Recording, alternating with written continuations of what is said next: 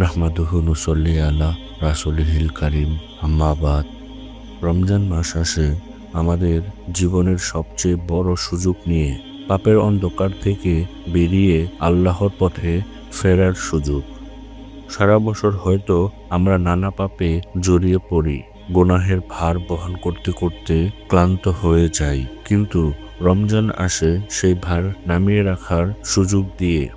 এই সুযোগকে কাজে লাগাতে হলে আগে বুঝতে হবে পাপ আমাদের জীবনকে কিভাবে ভয়াবহ ক্ষতি করে। যেই ক্ষতির কথা জানে না সে ক্ষতি থেকে বাঁচতেও চায় না। পাপের সবচেয়ে বড় এবং ভয়ঙ্কর কুফল হলো আল্লাহ ও পাপীর মাঝে একটি অদৃশ্য পর্দা তৈরি হয়ে যায়। আল্লাহ তাআলা বলেছেন, নিশ্চয়ই তারা সেদিন তাদের প্রভুর দর্শন হতে আড়ালে থাকবে। রমজান মাসে আমরা আল্লাহর সান্নিধ্য চাই, তার অফুরন্ত রহমত চাই, তার ক্ষমার চাদরে নিজেকে ঢেকে নিতে চাই। কিন্তু যদি পাপের পুরো পর্দা অন্তরকে ঢেকে রাখে, তাহলে সে সান্নিধ্য কিভাবে পাওয়া যাবে? তারাবির সলাতে দাঁড়াই, কোরআন তেলাওয়াত করি, দোয়া করি, কিন্তু অন্তর যদি পাপে ভারী থাকে তাহলে সেই ইবাদতে প্রশান্তি মেলে না।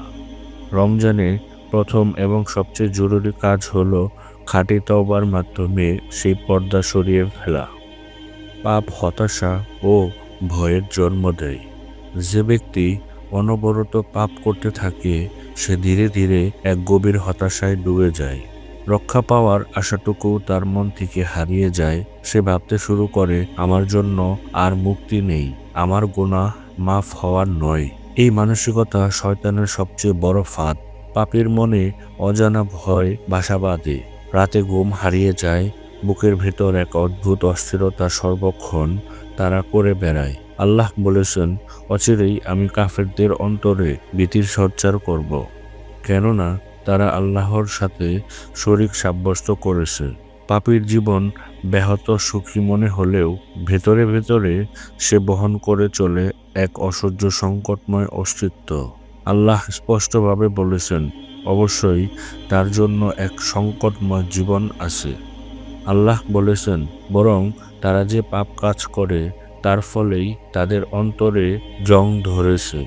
একটি লোহার টুকরো যেমন অযত্নে পড়ে থাকলে মরিচা ধরে যায়, ঠিক তেমনি পাপে ডুবে থাকা মন ধীরে ধীরে মরিচা পড়া হয়ে যায়। যে অন্তরে জং ধরে সেই অন্তরে কোরআনের আলো প্রবেশ করে না, আল্লাহর ডাক সেই অন্তর পর্যন্ত পৌঁছায় না। রমজানের তারাবিতে কোরআন শুনেও যদি চোখে পানি না আসে, বুকে কোনো নাড়া না দেয়, বুঝতে হবে পাপের পরত জমতে জমতে অন্তরকে ঢেকে ফেলেছে। এই অন্তরকে জাগিয়ে তোলার, পরিষ্কার করার এবং নরম করার শ্রেষ্ঠ সময় হলো এই রমজান।